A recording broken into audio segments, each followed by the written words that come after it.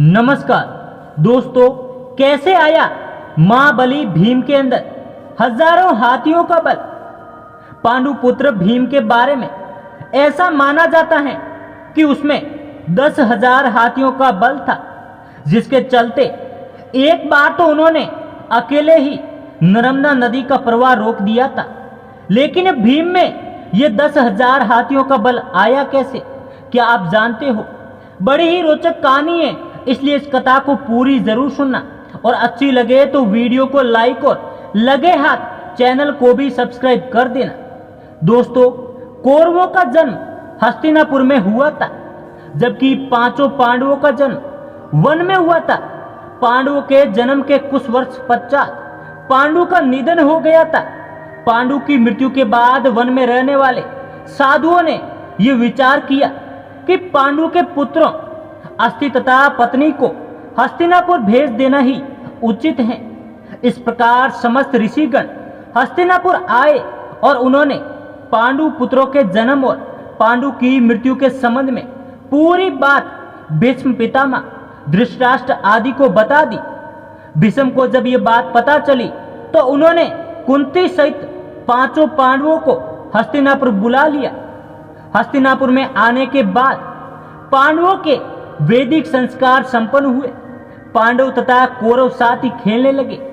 दौड़ने में, निशाना लगाने में, कुश्ती आदि सभी खेलों में भीम सभी धृतराष्ट्र पुत्रों को हरा देते थे।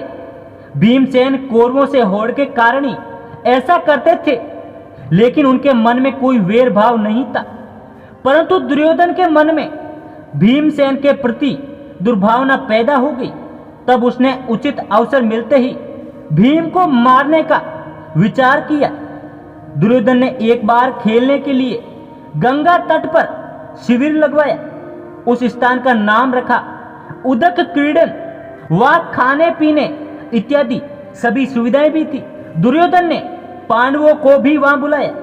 एक दिन मौका पाकर दुर्योधन ने भीम के भोजन में विष मिला दिया। विष के असर से जब भीम अचेत हो गए तो दुर्योधन ने दुशासन के साथ मिलकर उसे गंगा में डाल दिया। भीम इसी अवस्था में नागलोक पहुंच गए।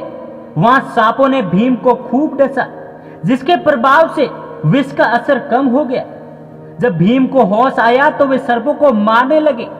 तभी सभी सर्प डरकर नागराज वासुकी के पास आ गए और पूरी बात बताई। तब वासुकी समय भीमसेन के पास आ गए। उनके साथ आर्यक नाग ने भीम को पहचान लिया। आर्यक नाग भीम के नाना का नाना थे। वो भीम से बड़े प्रेम से मिले। तब आर्यक ने वासुकी से कहा कि भीम को उन कुंडों का रस पीने की आज्ञा दी जाए, जिनमें हजारों हाथियों का बल है। वासुकी ने इसकी स्वीकृति दे दी।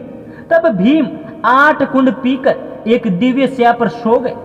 जब दुर्योधन ने भीम को विष देकर गंगा में फेंक दिया तो उसे बड़ा हर्ष हुआ। शिविर के समाप्त होने पर सभी कौरव व पांडव भीम के बिना ही हस्तिनापुर के लिए रवाना हो गए। पांडवों ने सोचा कि भीम आगे चले गए होंगे। जब सभी हस्तिनापुर पहुंचे तो युधिष्ठिर ने माता कुंती से भीम के बारे में पूछा। तब कुंती ने भीम के न लौटने की बात कही। सारी बात जानकर कुंती व्याकुल हो गई। तब उन्होंने विदुर को बुलाया और भीम को ढूंढने के लिए कहा। तब विदुर ने उन्हें सांत्वना दी और सैनिकों को भीम को ढूंढने के लिए भेज दिया। उधर नागलोक में भीम 8वें दिन रथ पच जाने पर जागे। तब नागों ने भीम को गंगा के बाहर छोड़ दिया। जब भीम सही सलामत हस्तिनापुर पहुंचे तो सभी को बड़ा संतोष हुआ। तब भीम ने माता कुंती व अपने भाइयों के सामने दुर्योधन द्वारा विष देकर गंगा में फेंकने तथा नागलोक में क्या क्या हुआ ये सब बताया। युधिष्ठिर ने भीम से ये बात किसी और को नहीं बताने के लिए कहा। इस प्रकार से महाबली भीम के अंदर 10,000 हाथियों का बल आ गया था। दोस्तों, ये कथा आपको कैसी लगी? अच्छी लगी हो तो वीडियो को लाइक और लगे हाथ चैनल को भी सब्सक्राइब कर देना।